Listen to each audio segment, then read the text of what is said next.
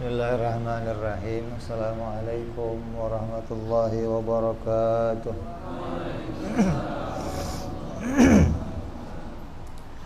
Al-Fatiha ila ruhi sayyidina habibina syafi'ina Rasulillah sayyidina Muhammad bin Abdullah sallallahu alaihi wa ala alihi wa ashabihi wa azwajihi wa dzurriyyatihi Allah ya'ali darajatin fil jannah wa yanfa'una bi asrarihim wa anwarihim wa ulumihim wa nafahatihim wa barakatihim fid dini wa dunya wal akhirah wa ja'aluna min hisbihim wa yarzuquna ma'abadahum wa yatawaffana ala millatihim wa yahsyurna fi zumratihim bil afiyatin wa salamatin lahumul fatihah.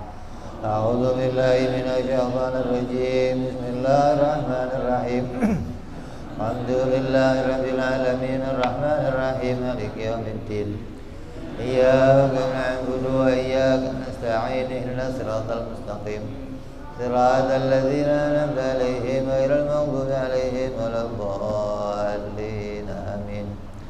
Bismillahirrahmanirrahim. Nawaitu ta'alluma wa ta'lima wa tadhakkura wa tadhkira wa nafa'a wal intifa'a wal ifadata wal istifadata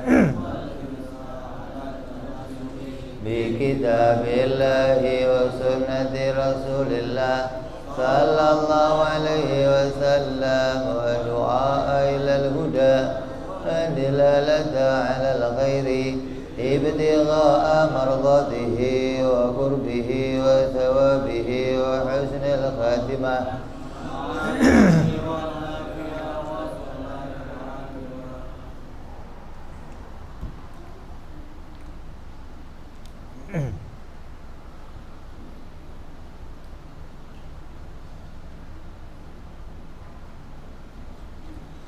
Bismillahirrahmanirrahim. Alhamdulillahirabbil alamin. Wassalatu wassalamu ala asyrafil anbiya'i wal mursalin sayyidina wa habibina wa syafi'ina wa maulana Muhammadin wa ala alihi wa sahbihi ajma'in. Amma ba'du. Qala musanniful kitab Hadratus Syekh Imam Ahmad ibn Atha'illah rahimahullah wa nafa'ana bihi wa bi ulumihi. Summa ila sahibu syarha Salih bin Umar Darat rahimahullah wa nafa'ana bihi wa bi ulumihi fid darain. Allahumma aftah qulubana futuhal arifin wa bi hikmatika wansur alaina bi rahmatika ya arhamar rahimin. Ila an qal, sampai hikmah yang ke 111.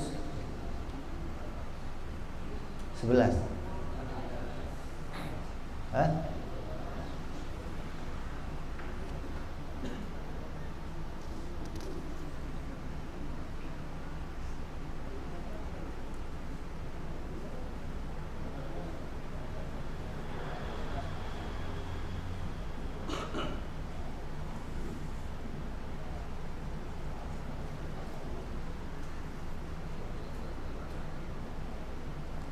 Seratus 113.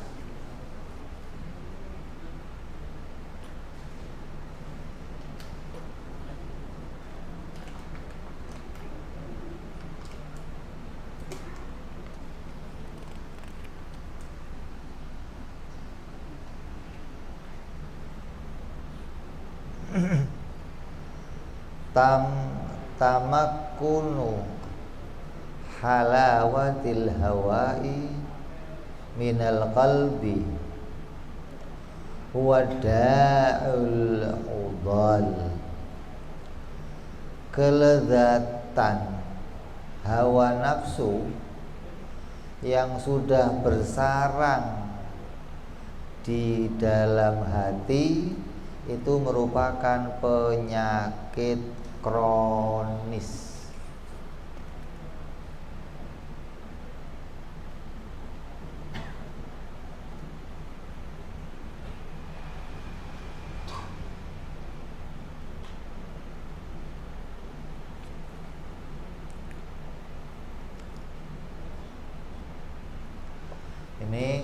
hikmah yang ke 113. Maka hikmah ini bersambung pula pada hikmah yang sebelumnya membahas tentang hawa atau kenikmatan.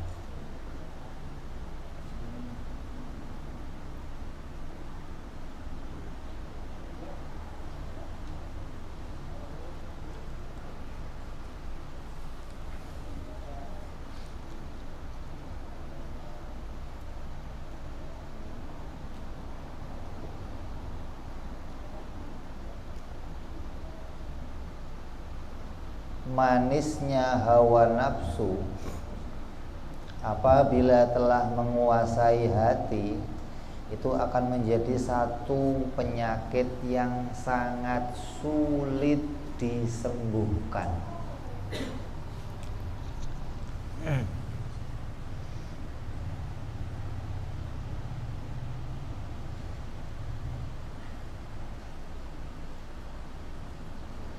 Ada hawa, ada nafsu.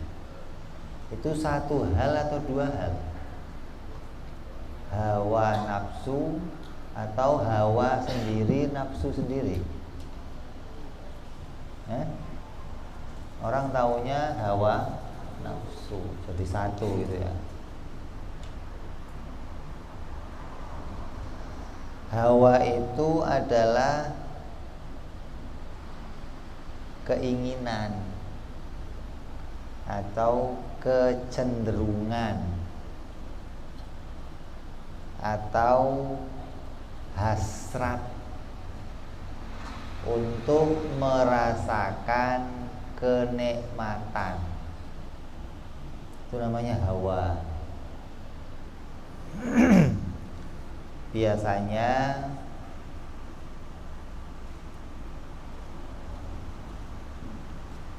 Biasanya berkaitan sama mulut atau perut misalnya. Mulut, perut atau bawah perut. Perusahaannya itu namanya hawa. Maka manusia itu dikasih hawa oleh Allah. Hewan punya hawa enggak? Punya.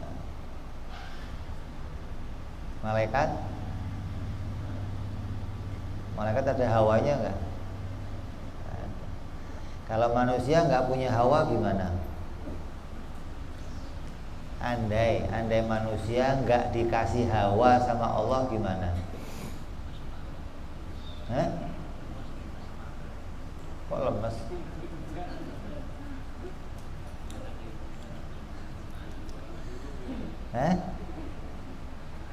Andai manusia nggak dikasih hawa, pemerintah punya kerjaan baru, nyuapin dan ngawinin orang. Untungnya Allah kasih kita hawa, jadi nggak usah disuapin, nggak usah dikawinin. Lu mah makan ya nyari, kawin juga karena dikasih hawa. Jadi hawa itu sebenarnya baik apa enggak baik? Baik apa enggak baik? Baik.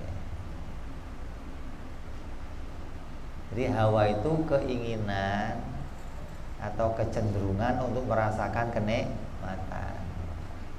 Nah, kenikmatannya urusannya apa? Ya makan, urusan dohir dah tuh, perempuan. Nah, untungnya Allah kasih kita kenikmatan itu. Kalau enggak gimana? Nah, enggak ada manusia bisa berkembang nanti. Manusia bisa punya anak karena apa? Ada hawanya. Kalau enggak ada hawanya, ente harus dikawinin, berarti repot kan ngawinin ente. Untuk dikasih hawa. Nah, kalau nafsu apa nafsu?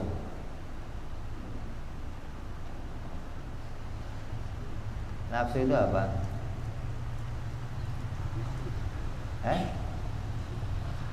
keinginan atau kecenderungan untuk menjadi orang yang lebih baik,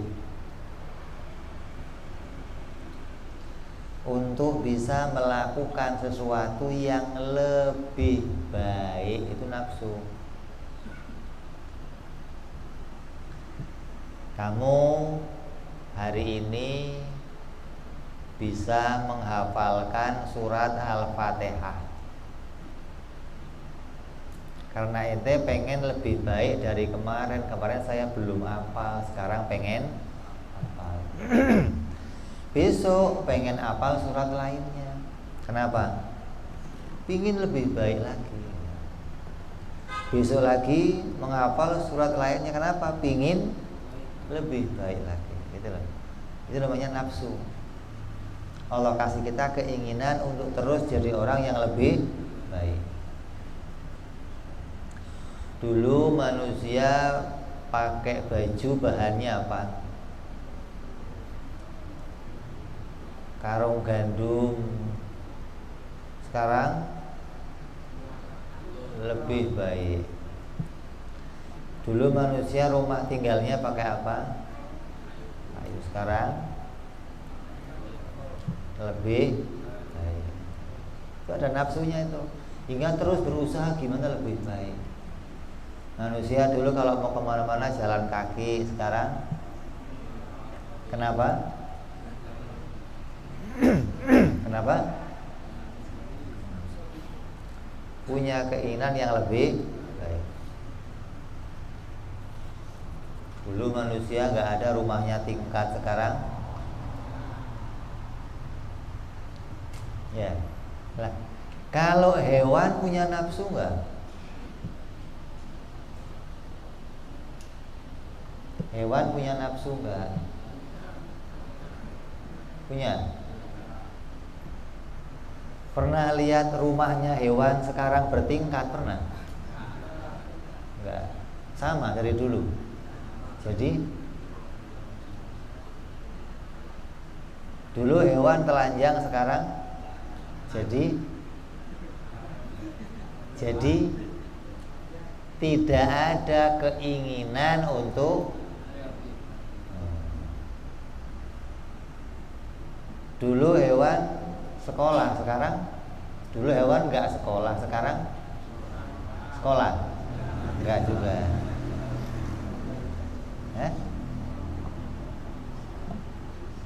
Itu namanya kecenderungan untuk lebih baik namanya. Jadi manusia itu sempurna, dikasih hawa iya, dikasih nafsu juga.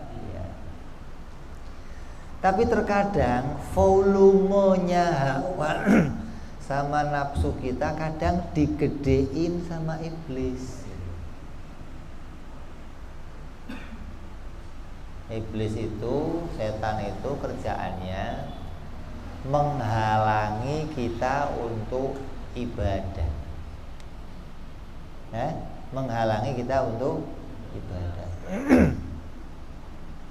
Kayak contoh, orang main bola. Kalau kamu main bola ada musuhnya enggak? Ada. Tugasnya apa musuh? Tugasnya musuh kamu itu apa? Apa? Menghalangi kamu bikin gol. Itu tugas musuh kamu tuh. Nah, tugasnya iblis apa? Tugasnya iblis apa? Menghalangi kamu untuk ibadah. Caranya menghalangi gimana? Caranya musuh menghalangi kamu memasukkan bola gimana?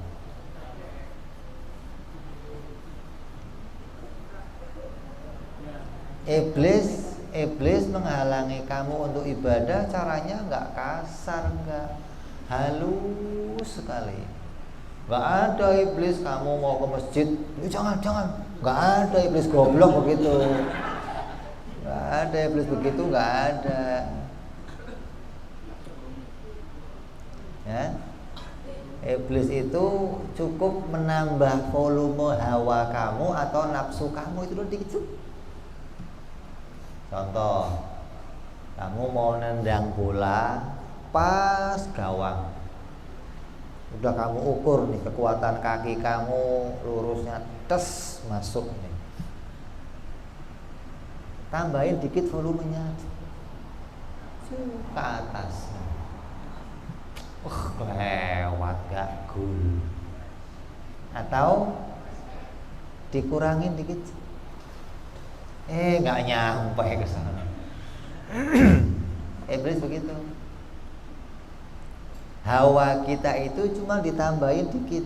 Yang tadinya punya keinginan yang lebih baik, ya kan? Pingin punya rumah yang lebih baik, pingin jadi orang yang lebih baik, pingin punya kerjaan yang lebih baik. Sama iblis ditambahin dikit apa? Pingin jadi orang yang baik, yang lain harus di bawah saya baiknya. Nah itu. Yang tadinya itu bagus, ketika ditambah volumenya sama iblis jadi jelek. Kenapa? Ingin lebih baik dan orang lain gak boleh lebih baik dari dia. Pengen punya perusahaan, mau jual bakso, yang lain gak boleh ada yang jual bakso, cukup saya aja. Nah ini pengen punya hotel, yang lain gak boleh punya hotel, cukup saya aja. Itu namanya keinginannya yang tadinya pengen lebih baik jadinya jelek karena orang lain gak boleh menyaingi dia. Kalau dia fair, siapa saja boleh lebih baik. Saya sekarang punya hotel 2, dia punya hotel 3, gak apa-apa, boleh lebih baik. Tapi ketika kok ditambah volumenya, lain lagi tuh ceritanya tuh.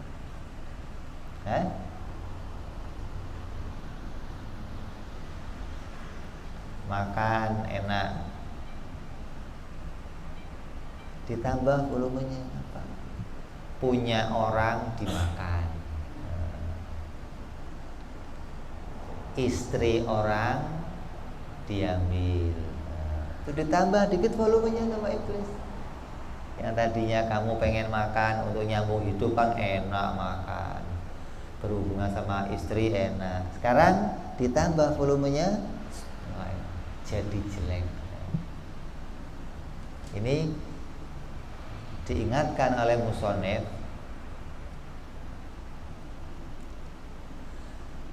apabila kenikmatan tadi itu sudah sampai lengket ke dalam hati, maka hawa nafsu itu akan sulit dihilangkan.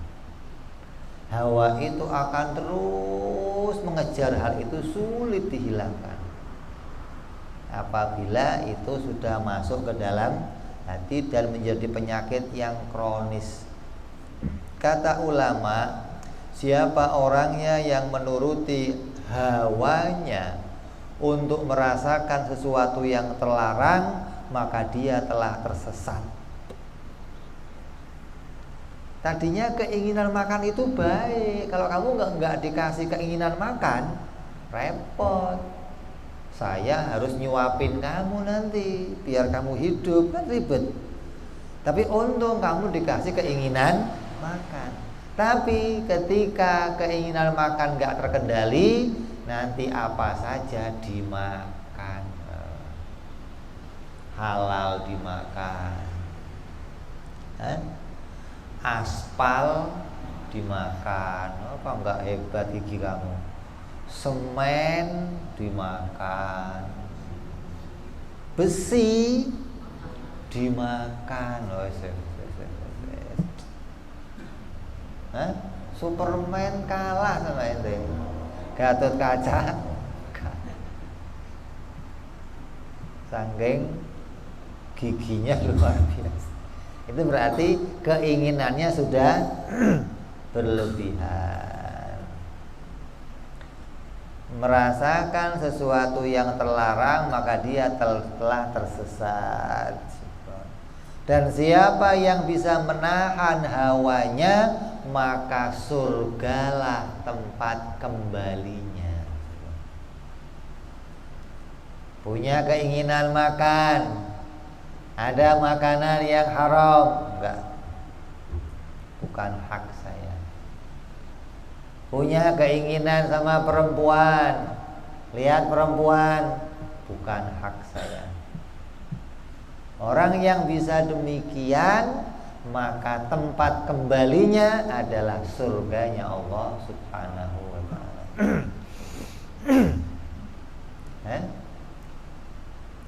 Makanya kata Nabi, perang yang paling hebat itu perang melawan hawa nafsu. Dibandingkan perang Badar yang bulan puasa, panas, senjatanya minim, musuhnya berat, itu perang yang luar biasa. Kalah dibandingkan perjuangan dengan hawa. Kenapa? Karena nggak ada yang bantuin. Kalau perang Badar kawannya banyak, temennya banyak. Bro tolong bro, bro tolong, saling tolong. Lah kalau hawa nafsu, ente mau minta tolong siapa? Mau ngelawan gimana? Mau kita gebukin badan kita sendiri? Nggak kita gebukin kayaknya ngajak saya tersesat. Ini berat. Ya, jadi kata ulama, siapa yang bisa menahan hawa nafsunya untuk merasakan kesenangan, kenikmatan yang terlarang, maka dia, siapa orang yang bisa, yang menuruti hawanya, menuruti, mengikuti hasratnya untuk merasakan sesuatu yang terlarang, maka dia telah tersesat. Kenikmatan yang terlarang. Dan siapa yang bisa menahan hawanya, maka surgalah tempat kembalinya. Nabi SAW bersabda, ada 3 perkara yang mencelakakan manusia. Yang pertama, kemauan untuk tamak yang dituruti. Kemauan untuk tamak. Ini hawa nih, ini nafsu nih. Atau hawa, apa? Keinginan untuk merasakan kenikmatan. Terus dia ingin menguasainya. Yang lain nggak boleh dapat kenikmatan kecuali lewat saya. Itu namanya orang yang sudah sampai kepada apa? Punya keinginan untuk tamak. Tamak itu apa? Tamak itu apa? Pingin lebih dari yang lain. Kalau makan pengen paling banyak. Kalau apa? Kalau punya sesuatu pingin lebih banyak, atau lebih lama, atau lebih enak, atau lebih bagus. Ini orang-orang tamak ini, ketika itu dituruti, maka itu adalah sifat yang akan menghambat perjalanan ibadahnya seseorang. Seorang kalau hatinya sudah diisi rasa tamak atau pingin memiliki hal itu lebih banyak, maka itu akan menghalangi ibadahnya kepada Allah Subhanahu. Sementara orang ibadah itu kan disuruh apa? Disuruh apa? Qanaah, disuruh zuhud, disuruh waro. Sementara apabila muncul sifat ini di hati kita, pingin ambil sono, pingin ambil sini, Kata Nabi, kalau kamu punya satu gunung emas, maka pasti kamu akan pengen dua. Kalau sudah punya satu gunung emas itu kan, kalau buat kamu sak keturunan kamu kan gak habis. Udah punya satu masih pengen dua. Kenapa? Ketika keinginan dua itu muncul dari tamaknya hati, maka itu penyakit yang akan menghalangi kamu beribadah dengan baik kepada Allah. Allah berfirman dalam Al-Quran, wa man yuqa syuhha nafsihi fa ulaika humul muflihun. Dan barang siapa yang dipelihara dari kekikiran dirinya, maka mereka itulah orang yang beruntung. Kalau orang itu tamak, biasa gandengannya sama apa? Kikir. Kalau sudah tamak, gandengannya sama pelit. Pengen banyak, nanti ngeluarinnya sedikit. Maka orang, kata Allah, siapa yang bisa memelihara dirinya dari kepelitan, kekikiran, maka mereka itulah orang-orang yang beruntung. Maka mereka berarti telah keluar dari ketamakan, telah keluar dari keserakahan. Itu yang pertama. Sesuatu yang membawa orang bisa menjadi celaka. Yang pertama apa? Ketamakan atau kekikiran. Yang kedua, hawa.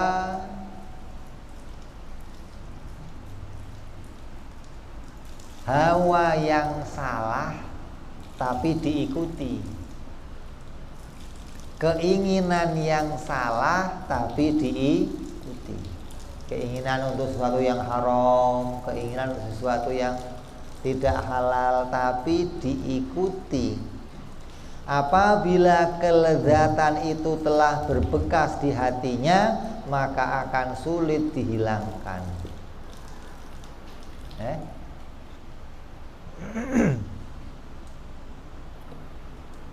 Pengen, seneng punya baju yang bagus, bangga kalau pakai baju yang bagus, mobilnya harus bagus, sepatunya harus bagus, jamnya harus bagus. Kalau sudah begitu, rasanya indah, hatinya nikmat. Ngomong sama orang ya pede, ya. Cincinnya apalagi kerlap-kerlap. Itu terasa nikmat di hatinya.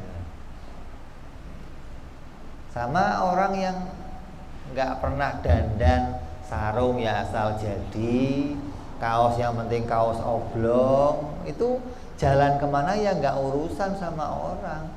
Kamu kasihin dia pakai baju baru ya nggak seneng dia. Beda sama orang yang seneng dengan kelezatannya baju baru. Perlente, setrikanya sini baru. Itu nikmat gitu loh. Nah, kalau kenikmatan itu sudah masuk ke hati, kamu nggak mau melepaskannya. Pinginnya begitu terus. Maka itu akan sulit dihilangkan. Jadi penyakit. Yang ketiga, ujub, merasa bangga pada dirinya sendiri dan tidak menyadari itu kenikmatan dari Allah. Asal sholat merasa dari dirinya, asal bisa pinter main hadroh, gua latihannya kan lama, nggak inget pertolongan Allah. Asal bisa pergi haji, saya apalagi umrohnya tiap jam, tiap hari, merasa paling hebat dan tidak melihat pertolongan Allah, namanya apa? Ujub. Apabila hawa yang salah itu menempat pada anggota tubuh, maka akan membawanya pada kerusakan. Ini bicaranya hawa nih. Yang lain nggak kita singgung, ujub nggak kita singgung, kikir nggak kita singgung. Kita lagi mau singgung hawa nafsu. Apabila hawa yang salah itu menempat pada anggota tubuh, maka akan membawanya pada kerusakan. Seperti bila hawa itu nempel ke mata, ditambah volumenya, maka akan selalu mata itu senang sama yang haram-haram, merasa nikmat. Kalau lihat teman-temannya iblis, merasa nikmat. Mana temannya iblis? Temannya iblis itu wanita-wanita yang suka buka aurat, itu pasukannya iblis. Semakin mereka sudah jadi pasukan iblis, kamu nggak bisa menghentikannya. Itu akan jadi kegemarannya buka aurat. Masak sambil telanjang, ntar disoting, ya? Nanti netein anaknya disoting, nanti berenang disoting, terus sebarin. Memang sudah jadi kebanggaannya buka aurat. Ketemunya sama siapa? Sama orang yang matanya sudah kelebihan hawa. Gak cuman pengen melihat yang indah-indah, sampai yang haram-haram pengen dilihat. Ada perempuan cantik, coba dalamnya kelihatan. Itu matanya tuh. Udah dibuka dalamnya, coba dalamnya lagi kelihatan. Lu masuk aja sekalian, lo dalam-dalam segala. Kenapa? Memang matanya begitu. Kalau mata sudah kegandrungan sama kenikmatan melihat aurat, susah dilepaskan. Terus maunya ngeliat terus. Itu matanya sudah mendapat kenikmatan dari melihat aurat. Itu susah hilangnya. Obatnya nanti ada tuh. Terus apalagi? Bila itu pada tangan, maka tangannya akan senang sama yang haram-haram. Saya kalau belum megang yang begitu-begitu nggak enak rasanya. Atau senang sama nyekek, kalau nggak banting, cetek. Atau ngentit, itu seneng. Kalau senengnya. Itu kesenangannya sudah berlebihan gitu loh.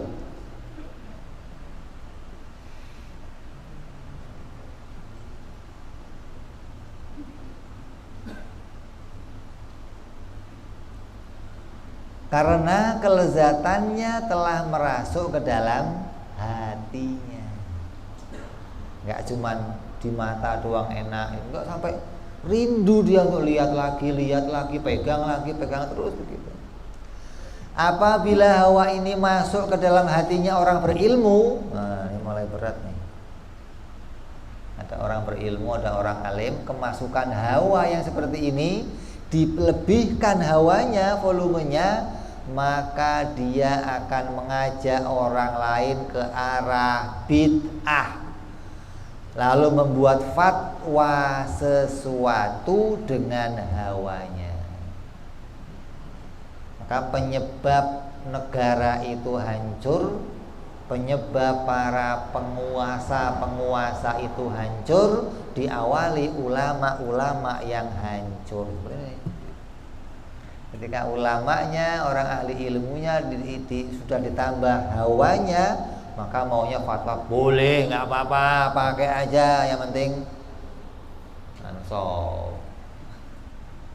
Ini gimana pakai? Boleh, nggak apa-apa, yang penting ansor. Kalau nggak ada ansornya haram, nggak boleh. Nah, salah ada ansor. Maka ini kehancuran. Apabila hawa itu sudah masuk, maka dia akan berbuat seperti itu. Artinya hal-hal yang bertentangan dengan syariat bagi dia sudah nggak ada masalah. Yang penting dapat sesuatu yang diinginkannya. Apabila hawa ini masuk ke dalam hatinya orang zuhud, tuh coba. Ada orang zuhud, kemasukan ini Apa akan dikerjakan? Maka akan mengajak orang kepada riya. Zuhudnya mah zuhud tapi pamer. Orang zuhud itu kan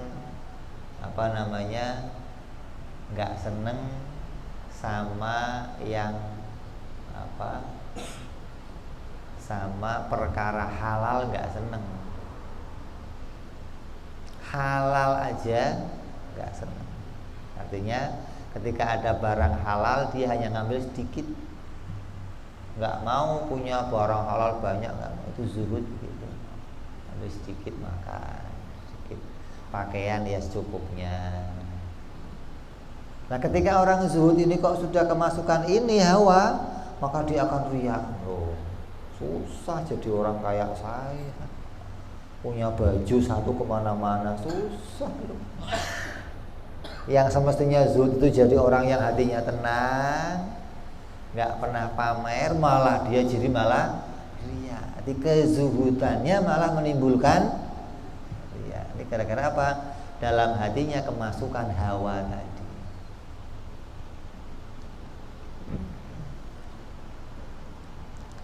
Apabila hawa itu masuk ke dalam seorang hakim, maka dia akan memutuskan perkara sesukanya sendiri.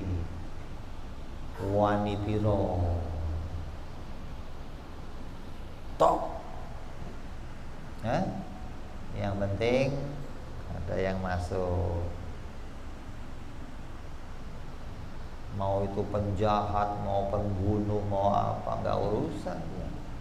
Yang penting jabatan itu menghasilkan sesuatu untuk dia, itu kesenangan bagi dia. Selama dia menjabat itu, dia akan sesukanya. Apabila hawa ini masuk dalam dirinya penguasa, maka dia akan berkhianat kepada Allah dan kepada orang muslimin. Penguasa, lurah, RT, wali kota, gubernur, presiden, penguasa, kok di hatinya ada ini, maka dia akan berkhianat kepada Allah. Jabatannya dipakai semaunya, mengumpulkan harta, menerima upeti, menerima sogok, menerima semacam itu. Yang penting hidupnya senang, anaknya Australia, anaknya asal piknik Texas. Kalau anak kita kemana kalau piknik? Ancol aja, pinggir laut yang gratis aja lah, lumayan lah. Mereka nggak mau, akan mengkhianati Allah dan mengkhianati umat Islam. Apabila hawa ini masuk dalam dirinya ahli ibadah, maka akan membawanya keluar dari nilai ibadah. Biasa sholat, biasa ngaji, biasa. Kok kemasukan hawa, udah urusannya lain lagi. Ibadahnya dikomersilkan, ngajinya dikomersilkan, suara bagus dikomersilkan, terus itu ahli ibadahnya kemasukan hawa.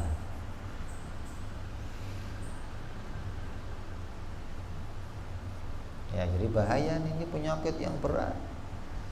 Hawa itu macamnya ada dua. Ada hawa nafsu yang bersifat jasmaniyah, seperti kecenderungan pada makan enak, pakaian bagus, minuman yang lezat, pasangan yang cantik, tempat yang mewah. Itu kecenderungan apa? Jasmani. Tidak peduli lagi mana halal, mana haram. Ini pakaiannya bagus tapi haram. Dah. Ini ceweknya cantik tapi haram. Dah. Ini minumannya enak tapi haram. Dah. Itu namanya pengen orang yang berlebihan dalam merasakan kenikmatan. Itu yang pertama, kenikmatan jasmani. Maka orang untuk mengobati penyakit macam ini, kata ulama, ada cara mengobatinya. Gimana cara mengobatinya? Yang pertama, caranya cetak diri kita, cetak diri kamu jadi orang yang warok. Warok itu apa? Warok itu apa? Ya? Warok itu bukan di belakang, kalau warok belakang aja. Warok itu orang yang nggak seneng sama perkara subhat. Orang yang nggak mau pada perkara yang belum jelas hukumnya, gitu loh. Kamu nemu duit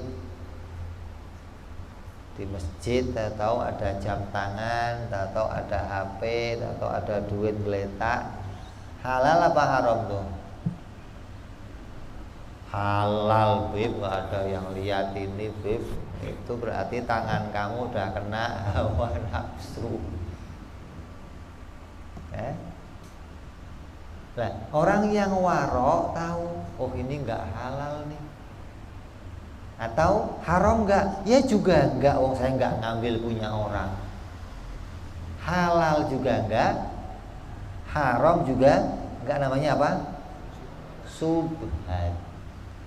Orang yang warok nggak mau perkara subhat, dia akan tinggalkan. Kenapa? Orang warok itu maunya perkara yang jelas-jelas halal. Al halalul bayyin wal haramul bayyin. Halal ya jelas, haram juga jelas. Maka dia, ketika kamu melatih diri kamu jadi orang yang warok, maka hawa-hawa yang seperti ini bisa mulai digeser. Wong ini pakaiannya bagus, indah, kalau kamu pakai cewek senang semua. Halal enggak? Enggak. Tuh gimana ya? Nah, mikir-mikir tuh. Kalau bisa kamu tekan, pahala kamu nggak ada lain surga. Harim, ini cantik tapi haram, enggak. Ini ada minuman enak tapi haram, enggak. Nah, dengan melatih diri jadi orang yang warok, kenikmatan seberapapun mulai bisa kita tinggalkan ketika dia haram, enggak halal, subhat, enggak. Ini hawanya mulai ditekan dengan apa? Caranya pertama jadi orang yang warok. Ini catatan, kenikmatannya masih kenikmatan jasmani.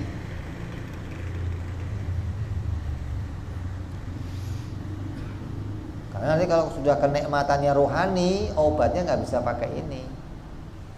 Kamu akan jadi orang yang warok tambah sombong. Jadi ini susah lagi nih. Itu kalau kenikmatannya sudah kenikmatan yang rohani. Ini kita baru bicara kenikmatan jasmani. Yang kedua, jadi orang yang zuhud. Nah, udah warok, mulai jadi orang yang zuhud. Apa zuhud? Hanya memilih yang baik, halal tapi yang baik. Halal banyak, tapi kalau kebanyakan nggak baik, nggak mau dia, dikit aja lah. Maka orang yang melatih diri jadi orang yang zuhud, kenikmatan itu akan bisa ditinggalkan. Oh, ini bajunya bagus. Kenapa zuhud? Kenapa kalau saya pakai entar nggak bagus di saya? Punya alasan-alasan untuk meninggalkan merasakan kenikmatan. Ketika mulai jadi orang yang zuhud, sepatu bagus-bagus, rumah bagus-bagus, oh yang ini aja lah. Ini jadi orang yang zuhud. Jadi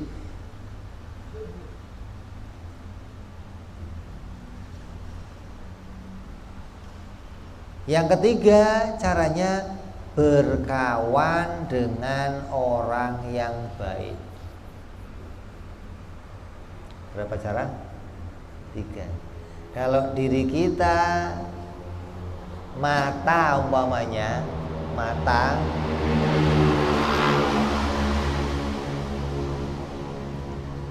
seneng melihat sama yang haram-haram, caranya gimana ngobatinya? Pakai 3 cara ini.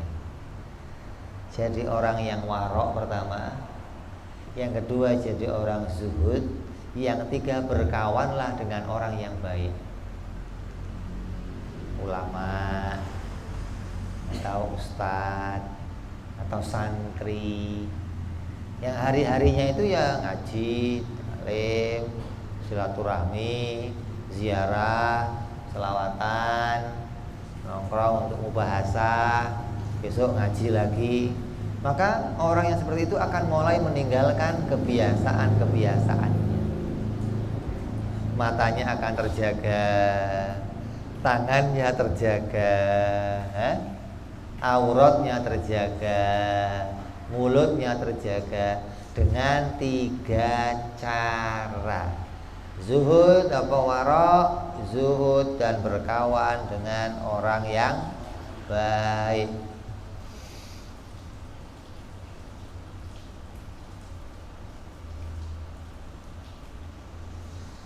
Terus yang kedua, hawa kolbu. Hawa apa? Kolbu. Artinya kenikmatan yang sampai pada bentuk maknawi yang dirasakan dalam hati. Sudah enggak bentuk dohir lagi, enggak bentuk jasmani lagi, enggak, tapi yang bentuknya bentuk ruhaniyah. Seperti apa?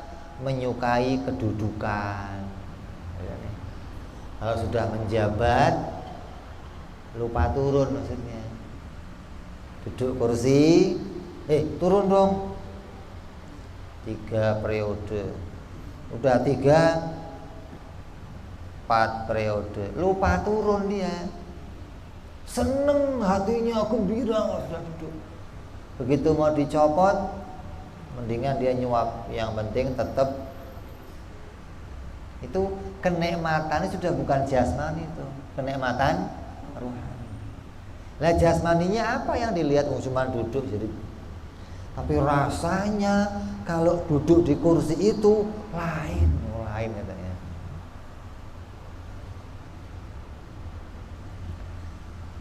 Terus